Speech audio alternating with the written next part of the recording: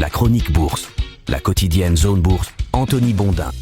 Bonjour à toutes et à tous et bienvenue dans ce point de marché Zone Bourse. Nous sommes le mercredi 11 septembre 2024 et il s'appelle ce matin « L'ambiance s'alourdit mais Taylor Swift veille ». Alors je sais, ce titre est un petit peu nul, mais j'ai rien trouvé de mieux. Malgré le réveil de l'armada technologique américaine et un indice VIX, vous savez c'est l'indice de la peur qui a stagné, eh bien l'ambiance est morose sur les marchés boursiers à cause d'une série de petites contrariétés qui, mises bout à bout, commencent à peser assez lourd. Le tic-tac du compte à rebours des décisions de politique monétaire est enclenché, on aura la BCE demain et la Fed la semaine prochaine, mais d'ici là, inflation, spleen automobile et Taylor Swift peuplent l'actualité de la planète finance. La séance boursière d'hier a donc été marquée par une série d'événements sans lien direct entre eux, mais qui laissent quand même une impression d'ensemble assez négative. Ça a commencé avec la nette baisse des cours pétroliers, qui ont entraîné la première clôture du baril de Brent sous les $70 depuis 3 ans. Ça a continué avec un bon gros avertissement de BMW, qui est venu s'ajouter à la peine d'un secteur automobile qui est déjà largement éprouvé. Et là-dessus, JP Morgan Chase et Ally Financial, deux institutions financières américaines, ont laissé entendre au marché que les attentes des analystes les concernant pour le T3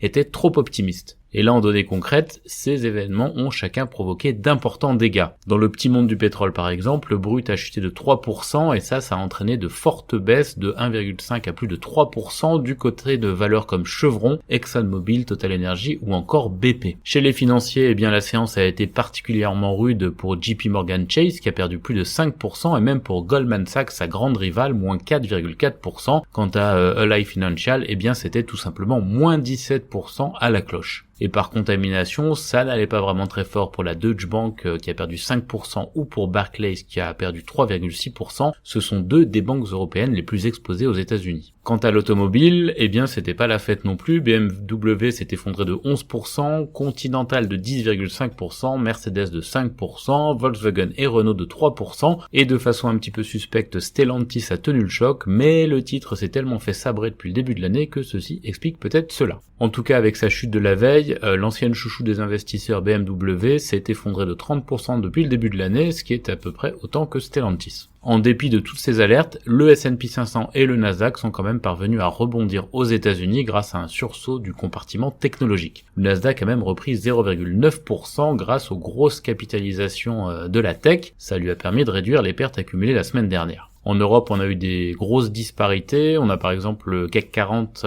français et le SMI suisse qui ont perdu seulement 0,2%. Le DAX, lui, a perdu 1% pour les raisons automobiles précitées. Je vous disais un petit peu avant que ces évolutions sont sans lien direct entre elles, ça ne signifie pas qu'elles n'ont pas une origine commune, et cette origine, c'est évidemment la crainte d'un ralentissement économique marqué. En effet, le pétrole reflue parce que la demande chinoise continue à s'effondrer, moins 7% pour les importations de brut sur un an en août, a-t-on appris hier, mais aussi parce que la dynamique des États-Unis est remise en cause. L'automobile souffre pour la même raison, avec des craintes renforcées par l'abondance de l'offre et le rétropédalage sur le véhicule électrique. Quant au secteur financier, eh bien le cocktail entre les risques de coups de frein et la dégradation des capacités de remboursement des consommateurs alourdit significativement l'ambiance. Un commentateur américain a écrit hier dans une note quelque chose que je trouve assez juste, il dit que nous sommes revenus dans un régime où une mauvaise nouvelle est une mauvaise nouvelle. Vous le savez, nous avons passé la plupart des trimestres précédents dans une ambiance « une mauvaise nouvelle économique est une bonne nouvelle pour les marchés actions parce que cela forcera la Fed à réduire ses taux ». Alors cette position est à nuancer bien sûr, mais c'est assez vrai quand même, et du point de vue de ce commentateur d'ailleurs, c'est le signe que le marché obligataire va reprendre son rôle protecteur. Mais ça, on sera sans doute appelé à en parler à nouveau dans les jours qui viennent. En tout cas, tout cela nous ramène une fois de plus vers la décision que la Banque centrale américaine prendra la semaine prochaine et qui sera probablement une baisse de taux de 25 points de base, la première du cycle actuel.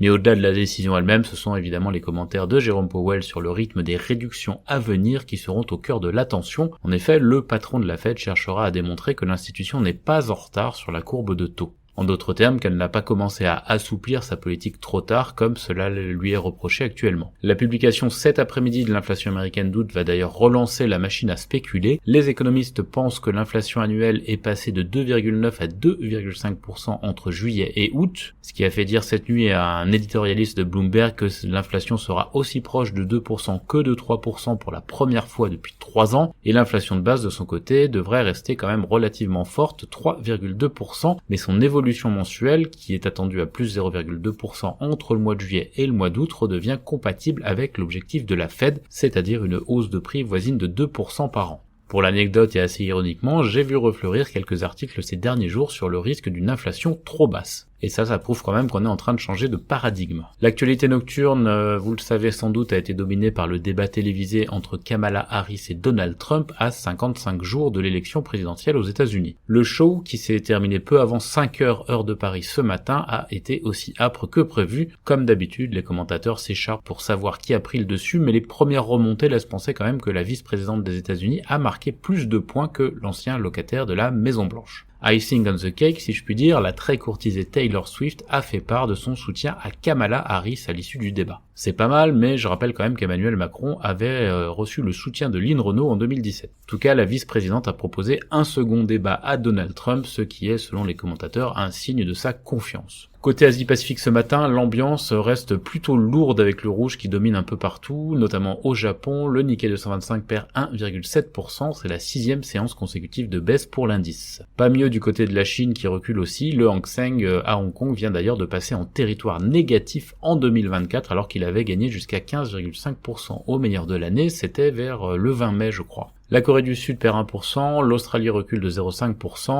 on a juste l'Inde qui surnage en hausse de 0,2% pendant la séance. Les indicateurs avancés européens, ils sont baissiers, modérément baissiers, ils sont entraînés par des futurs US qui sont bien ancrés dans le rouge à l'heure où j'enregistre. Dans l'actualité des sociétés, en commençant par la France, Total Energy, Engie et EDF craignent un retour des projets de taxation supplémentaire de leurs activités selon les infos de Reuters. Safran va racheter CRT, un spécialiste américain de la réparation de pièces de moteurs aéronautiques. Saint-Gobain, de son côté, est en train de négocier la cession de PAM Building. Sanofi a publié de nouvelles données positives pour Dupixent et par ailleurs, le laboratoire a inauguré une nouvelle usine de vaccins qui a nécessité 500 millions d'euros d'investissement en France. On a des placements obligataires du côté de Carrefour et d'Orange. On a aussi appris qu'un salarié d'Ipsen, un haut dirigeant même, a plaidé coupable d'avoir gagné illégalement plus de 262 000 $ en négociant des infos privilégiées. Il les avait apprises sur le projet de son entreprise d'acquérir le développeur de médicaments anticancéreux Epizyme en 2022. Veralia inaugure son premier four 100% électrique, LDC va diviser par 2 le nominal de son action, Neoen a remporté 2 projets solaires en Irlande, Monaki obtient le soutien de l'American Forget Society pour obtenir la couverture du Cellvisio par les organismes payeurs, et Cybergun a cédé son pôle civil pour un montant allant jusqu'à 9,3 millions d'euros honorés sur 4 ans. Sur l'agenda des publications, on a Antin Infrastructure, Olot Group, Partouche, Global Bioénergie, Fleury Michon, SideTrade, Damartex, Implanet ou encore Neurone. Dans le reste de l'Europe, en crise, Volkswagen résilie l'accord sur la garantie de l'emploi en Allemagne. En Allemagne toujours, l'État place 53 millions d'actions Commerzbank. Par ailleurs, le CEO Manfred Knof a fait savoir qu'il ne briguera pas de mandat au-delà de celui qui se termine à la fin du mois de décembre 2025 chez Commerzbank. Enfin, Unicredit, la société italienne, a racheté 4,5% du capital de la banque allemande qui avait été placé par l'État. Cela porterait sa détention à environ 9%. Les bénéfices d'Inditex, c'est le propriétaire de Zara, augmente de 10% au premier semestre malgré un ralentissement de la croissance des ventes. Rightmove a rejeté l'offre de rachat de 5,6 milliards de livres du groupe Réa. ASML a besoin d'une licence pour assurer l'entretien de certains équipements en Chine selon les autorités néerlandaises. Telecom Italia figure parmi les candidats à l'acquisition de l'activité résiduelle de BT en Italie. Enfin, Bystronic se réorganise et veut réduire ses coûts. Lufthansa envisagerait d'acquérir une participation dans la compagnie lettonne Air Baltic avant son IPO. Et Roche a ouvert un nouveau centre de recherche en Suisse. En Amérique du Nord, la CJCE a condamné Apple à restituer 13 milliards d'euros d'avantages fiscaux indus à l'Irlande. L'UE s'apprête d'ailleurs à infliger une amende à Teva pour avoir dénigré un médicament concurrent contre la sclérose en plaques selon les infos de Reuters. Et Goldman Sachs se rapproche d'un accord pour transférer les activités de carte de crédit de General Motors à Barclays. En outre, le nouveau patron de Starbucks va se concentrer sur le marché américain. Amazon devrait investir 10 milliards de dollars dans des centres de données au Royaume-Uni et Campbell Soup supprime le mot soupe de son nom. Chez J&J, un essai de phase 2 pour un traitement potentiel du cancer du poumon a atteint le critère d'évaluation principal. Les actionnaires de Nike ont voté contre la proposition relative aux droits des travailleurs. Boeing a livré 40 avions en août avec la reprise des livraisons en Chine. Clorox a finalisé la vente de ses anciennes activités dans le domaine des vitamines, des minéraux et des compléments alimentaires. APA Corporation a vendu des actifs dans le bassin permien pour 950 millions de dollars. GameStop va chercher à lancer une augmentation de capital en dépit de la baisse de son chiffre d'affaires et de son plan de fermeture de magasins. Le titre perdait 10% hors séance après ses annonces. Enfin, Under Armour souffre en bourse en raison de l'augmentation des estimations de charges de restructuration.